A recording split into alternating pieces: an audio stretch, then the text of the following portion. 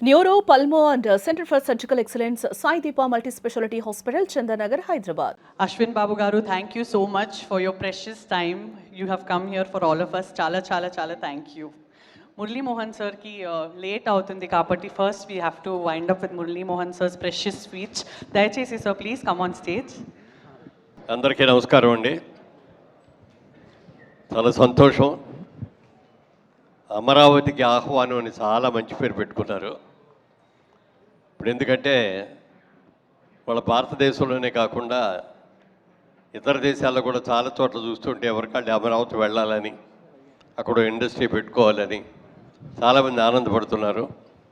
అలాంటి సమయంలో ఒక మంచి టైటిల్ పెట్టారు. మీ టైటిలే మీకు వాళ్ళంత అడ్వాంటేజ్ ఓపెనింగ్స్, బ్రహ్మాండమైన ఓపెనింగ్స్ రావాలి, వస్తాయి డెఫినెట్గా. సాంగ్స్ కానీ, డైలాగ్స్ కానీ, యాక్షన్ సీన్స్ అన్నీ చూస్తే దేనికదే చాలా చక్కగా ఉన్నాయి. ముఖ్యంగా వాళ్ళ తెలుగు సినిమా ఇండస్ట్రీ అని అనుకుంటే, ఒకప్పుడు తెలుగు సినిమా అంటే కేవలం ఆంధ్రప్రదేశ్ మాత్రమే పరిమితం. ఇవాళ తెలుగు సినిమా అంటే భారతదేశం మొత్తానికే కాదు, ప్రపంచం మొత్తానికి కూడా వాళ్ళు పాపులర్ అయిపోయింది తెలుగు సినిమా అనేది. ఇక్కడ ఇండియాలో ముఖ్యంగా ఆంధ్రప్రదేశ్లో, తెలుగు రాష్ట్రాల్లో ఎప్పుడు రిలీజ్ అవుతుంది, అదే మాదిరిగా వైజాగ్లోనూ అలాగే రిలీజ్ అవుతుంది, అమెరికాలోనూ అలాగే అవుతుంది, ప్రపంచం యావత్తు కూడా అవుతుంది. మన సినిమా లెవెల్ కూడా పెరిగింది. వాళ్ళు బ్రహ్మాండమైన సినిమాలు తీస్తున్నారు. ఆస్కార్ అవార్డ్స్ కూడా తెచ్చుకునే స్టేజ్కి మనం పెరిగాం. అయితే కేవలం అలాంటి సినిమాలే తీస్తే ఇండస్ట్రీ బతకదు. ఎందుకంటే అలా సినిమాలు, ఒక్కో సినిమా మొదలు పెడితే 2 ఏళ్ళకి పూర్తవుతుందో 3 ఏళ్ళకి పూర్తవుతుందో, ఎక్కడ బడ్జెట్కి వెళ్తుందో కూడా మనకి తెలియదు. కానీ అలాంటి సినిమాలు చేస్తే ఇండస్ట్రీ పెద్దగా లబ్ధి పొందదు.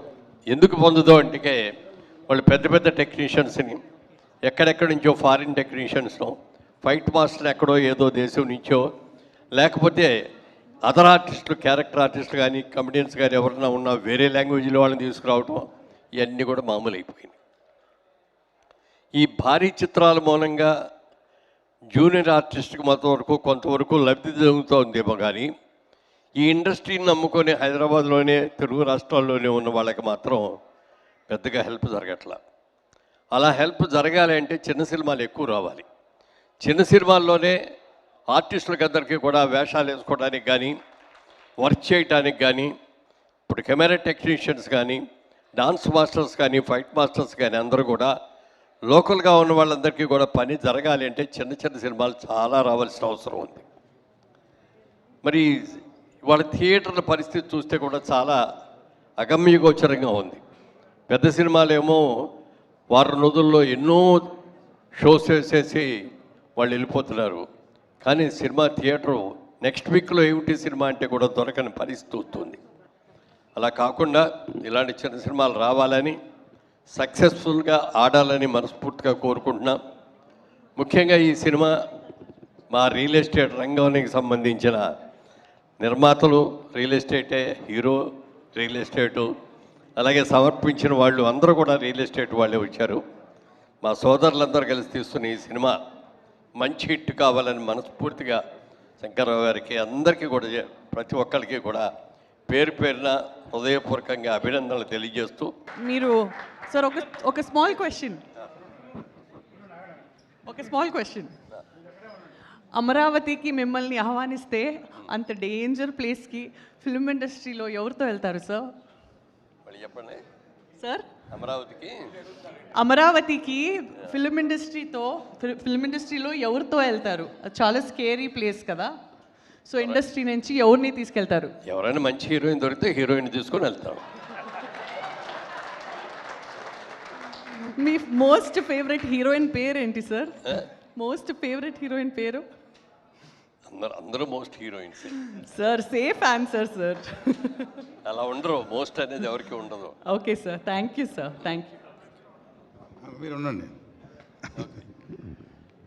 నేను అంకుల్ మాట్లాడుతుంటే వెళ్ళిపోతుంటే ఎందుకు వచ్చానంటే పైకి, మనందరికీ తెలుసు మనందరి మనిషి, మంచి మనిషి, అజాత శత్రువు అని పేరుంది తెలుగు సినిమా ఇండస్ట్రీలో. అలాంటి వ్యక్తి ఈ మధ్యే పద్మశ్రీ పురస్కారం పొందారు. నాకు తెలిసి అది వచ్చిన తర్వాత ఫస్ట్ టైం అనుకుంటా ఈ డయాస్ షేర్ చేసుకోవటం. అందుకని మనం అందరం కూడాను వారికి పద్మశ్రీ వచ్చినందుకు ఒకసారి అందరూ లేచి క్లాప్స్ తోటి అని హానర్ చేద్దాం.